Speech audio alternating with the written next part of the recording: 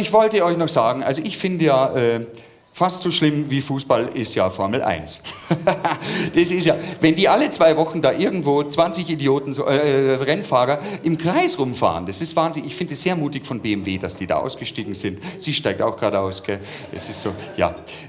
Nein, es ist so, das ist ja Wahnsinn. Und in Singapur, da beheizen die jetzt die Luft auch nachts.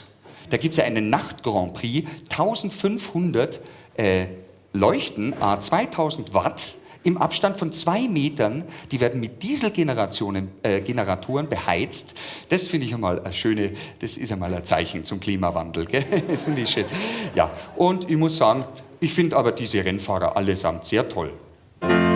Ich bin der Kimi, ich fahre Rennen, was nicht viel andere können. Ich kriege Kohle, ganz ohne Scheiß, ja, weil ich fahre, und zwar im Kreis.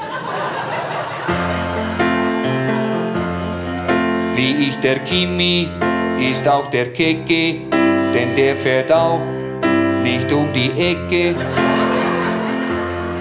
Stattdessen fährt er ganz ohne Scheiß, genau wie ich, immer im Kreis. Wir sind 2 tolle Hengste, im Kreis fahren wir gut. Wir hatten schon im Kreissaal das Kreisfahren im Blut.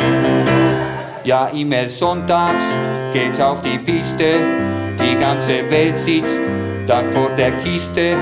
Warum sie schauen, ich auch nix weiß nur ich fahre, sie schauen, ich fahre im Kreis. 2 Stunden tun wir im Auto sitzen, danach darf einer mit Sekt rumspritzen, denn diese Flasche, die ist der Preis, und mit der spritz ich dann rum im Kreis. Ja, andere fahren Züge, fahren LKW und Bus. Nur wir fahren stupide im selben Radius. Wenn ich nicht fahre, vielleicht ich puder, mal mit dem Keke ein Boxenluder. Und wenn sie gut ist und richtig heiß, reich ich sie weiter, und zwar im Kreis.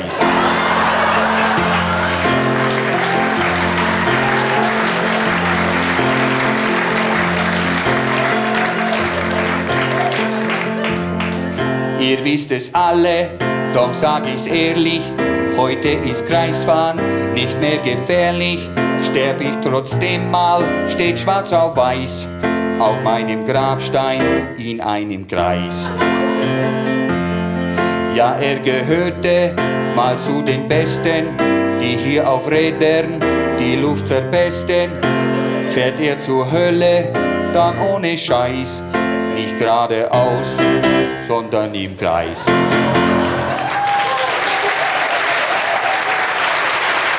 Rennfahrer. So. Ich kann mir vorstellen,